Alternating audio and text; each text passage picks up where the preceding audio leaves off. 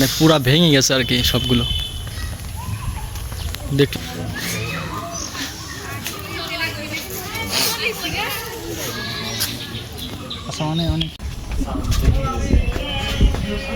রথ ছাড়া সাত, ওয়াও খুবই সুন্দর আর কি দৃশ্যগুলো।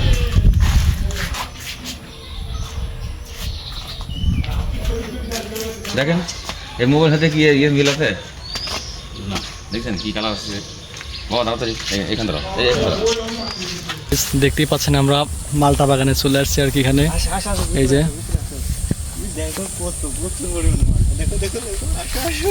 তো এখন আমরা মালটা বাগানে প্রায় চলে আসছি আর কি। আমার বাগানে কোন এলে উনি যাই।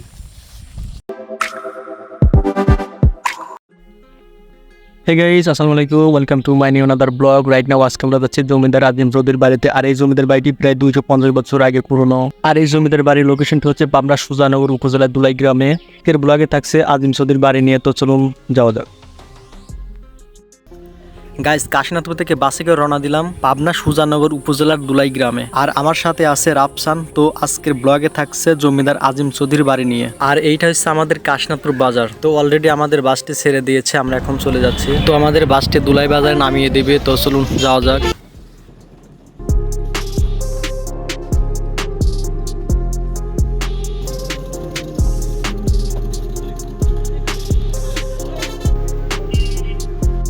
তো আমরা বাস থেকে দুলাই বাজারে নেমে পড়লাম। তো গাইস, এখান থেকে একটা ভ্যান নিব আর ভ্যানে করে চলে যাব আজিম চৌধুরীর বাড়ির উদ্দেশ্যে। তো এখান থেকে আজিম চৌধুরীর বাড়ি বেশ একটা দূর না, এখান থেকে জাস্ট 5 টাকা ভাড়া লাগে ভ্যানে করে যেতে।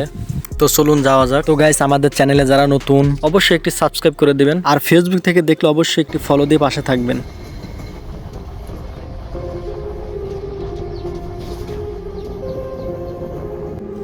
তো গাইস, ফাইনালি আজিম চৌধুরীর বাড়ির মেইন গেটের সামনে আমরা চলে আসলাম। আর হ্যাঁ, এখান থেকে আমাদের একটা টিকিট নিতে হবে, আর টিকিট নিয়ে আমরা ভিতরে প্রবেশ করব। তো আমরা ভিতরে প্রবেশ করার জন্য 2টি টিকিট নিলাম। তো গাইস, আমরা মেইন গেট দিয়ে ভিতরে প্রবেশ করলাম। আর এই ভিতর কি কি আছে না আছে প্রত্যেকটা জিনিস এই ব্লগে আজকে দেখানোর চেষ্টা করব। তো এখান থেকে আমরা যাচ্ছি পুকুর ঘাটে, আর পুকুর ঘাটে গিয়ে দেখাবো আপনাদের প্রত্যেকটা দৃশ্য।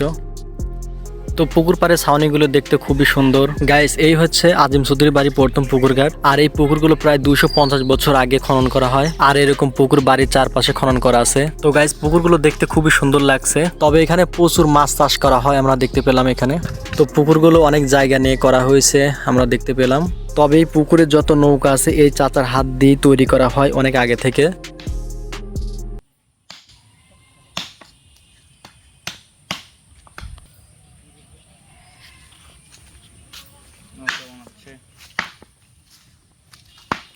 আর এই পাশে প্রচুর ড্রাগন ফল গাছ লাগানো আছে, যেটা দেখতে অনেক সুন্দর লাগছে। তো এরকম দেশি বিদেশি আর অনেক গাছগুলো আছে এই বাড়িতে। তো গাইস, আমরা এখন সামনের গেটের দিকে রওনা দিলাম, আর সামনের গেটটি কেমন সেটা আপনাদেরকে দেখাবো। আর এইটা হচ্ছে আজিম চৌধুরীর বাড়ি প্রথম পুরনো গেট। তো অনেক পুরনো হলেও দেখতে অনেক সুন্দর লাগছে এটা। আর এই গেট দিয়ে মসজিদে প্রবেশ করা যায়। তো চলুন ভিতরে গিয়ে ঘুরে আসি। তো আজিম চৌধুরীর বাবা রহিমউদ্দিন চৌধুরী 1802 খ্রিস্টাব্দে একটি মসজিদ নির্মাণ করেন। আর এই মসজিদটি এখনো বিদ্যমান আমরা দেখতে পাচ্ছি। আজিম চৌধুরীর বয়স যখন 10 থেকে 12 বছর, আর তখন এই মসজিদটি নির্মাণ করেন। তিনি 90 বছর বয়স পর্যন্ত জীবিত ছিলেন। আজিম চৌধুরী 1790 খ্রিস্টাব্দে জন্মগ্রহণ করেন এবং 1880 খ্রিস্টাব্দে মারা যান, এবং তার কবর এখনো পাবনায় সুরক্ষিত আছে। তো এখন আমরা মসজিদের পাশ দিয়ে প্রাসাদের ভিতরে প্রবেশ করলাম। তো চলুন ভিতরে যাওয়া যাক। গাইস, এই জমিদার বাড়িটি প্রায় 250 বছর আগে প্রতিষ্ঠিত হয়। আর এই জমিদার বাড়ির প্রতিষ্ঠাতা ছিলেন একজন মুসলিম। তবে জমিদার আজিম চৌধুরীর নামে জমিদার বাড়িটির নাম হলেও এই জমিদার বাড়িটির মূল গোড়াপতনকারী হচ্ছেন জমিদার আজিম চৌধুরী পিতা রহিমউদ্দিন চৌধুরী। তিনি এই বংশের প্রতিষ্ঠাতা। জমিদার বাড়িটি আজিম চৌধুরী নামে হওয়ার কারণ হলো, যখন এই জমিদার বাড়ির জমিদারি পান তখনই এই জমিদার বাড়িটির বিস্তার লাভ করেন। তিনি তার জমিদারির সময় একটি মসজিদ, 3টি নীলকুঠি ও 2 তলা বিশিষ্ট প্রাসাদ নির্মাণ করেন। আজও তার স্মৃতি হিসেবে দাঁড়িয়ে আছে প্রাসাদগুলো। তবে জমিদার বাড়িটি 40 একর জমির উপর প্রতিষ্ঠিত। আর এই বাড়িটিতে 11টি নিরাপত্তা গেট। প্রথম গেটে সার্বক্ষণিক 2টি হাতি থাকতো, এবং সার্বক্ষণিক নিরাপত্তায় 2টি কামান বসানো ছিল, যাতে অন্য জমিদার এই বাড়িতে আক্রমণ করতে না পারে। এই জন্য জমিদার আজিম চৌধুরীর বাড়ির চারপাশে বিশাল দিঘি কাটা হয়েছিল। আর এই বাড়িতে আছে দেশি বিদেশি প্রচুর গাছের বাগান। তাই বাড়িটি দেখার জন্য অনেক দূর থেকে মানুষজন দেখতে আসে। তবে বাড়িটি পুরনো হলেও দেখতে অনেক সুন্দর লাগে, এই জন্য সবাই এখানে ভিড় করে। আর আমরা এখন যাব বাড়িটির সামনের দিকে। তো এটাই হচ্ছে জমিদার বাড়ির সামনের সাইড। আর এখান থেকে যদি আমরা একটু সামনের দিকে যাই, তাহলে আমরা জমিদার বাড়ির বিবিদের যে গোসলখানা আছে সেটা আমরা দেখতে পাবো। তো গাইস, দেখুন 250 বছর আগের দেয়ালগুলো এখনো দাঁড়িয়ে আছে। আর এখানে হচ্ছে বিবিদের গোসলখানার পুকুর, এটা হচ্ছে বিবি কি হাম্মাম, আর এটা হচ্ছে জমিদার বাড়ির বিবিদের গোসলখানা। সেই সময় তার মহলের বেগমদের গোসল করার জন্য একটি ছোট্ট দিঘি কাটা হয়, তারপর বেগমদের পর্দা রক্ষা করার জন্য সুউচ্চ প্রাচীর দিয়ে ঘেরাও করে দেয়। এটাই হচ্ছে সেই প্রাচীর।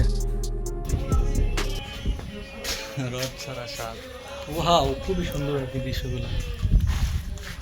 তো গাইস, এটা হচ্ছে অন্দরমহল, আর দেখুন অন্দরমহলের ভিতরে কত সুন্দর একটি দৃশ্য। তো অন্দরমহলটি দেখতে খুবই সুন্দর লাগছে, আর দেখা যাক ভিতরে কি কি আছে আর আপনাদেরকে দেখাবো।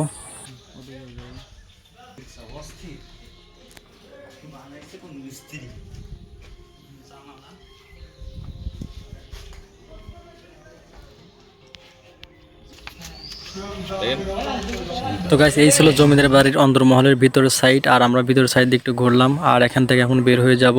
তো চলুন যাওয়া যাক। তো আমরা বাগানের সাইডে আসার পরে একটি দোলনা দেখতে পাই। তো আমাদের সেই রানা বক্সার এখানে একটু বক্সিং করবে আর কি।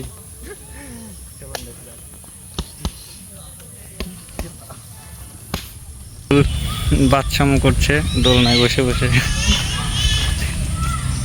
তো এখান থেকে জমিদার বাড়ির ভিউ দেখতে খুবই সুন্দর লাগছে, আর এটা হচ্ছে জমিদার বাড়ির একটি বাগান,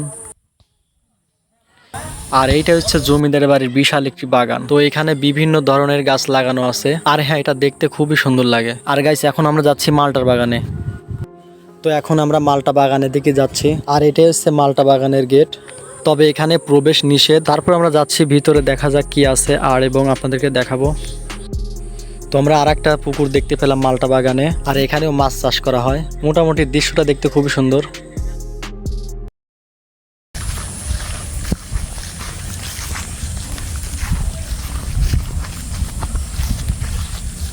আসো আসো ওদিক থেকে।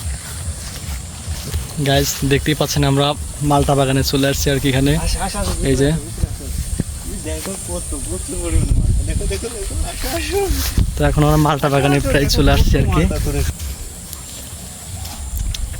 আসো আসো আসো, আমার বাগানের ভিতর দিয়ে হাঁটতে এবং দেখি পাই দিয়ে তো মনে হচ্ছে কোন এলে উনি কোথায় যাই। ভাই ভিতর দিয়ে গেলে পরে আমাদের কেউ দেখতে পাবে না। এখানে লুকিয়ে আসছি, আমরা কিন্তু লুকিয়ে আসছি, আমাদের দেখতে পারেই। আসলে এখানে দোকান নিষেধ, তো আমরা এখানে অলরেডি চলে আসছি। জানি না কিছু বলবে কিনা, তো তারপর আমরা চলে আসলাম দেখার জন্য। আসলে অনেক ভালো ভালো ফল আর কি, যে মালটা আর কি বিশাল বড় আর কি সাইজ। দেখুন এই যে মালটা।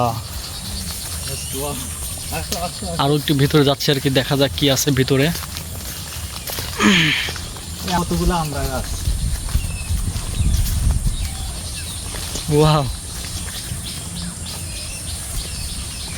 এইরকম মালটা পেকে গেছে, পেকে গেছে মালটা। খাবার নাকি? এটা যাও সামনে যাও, পচা।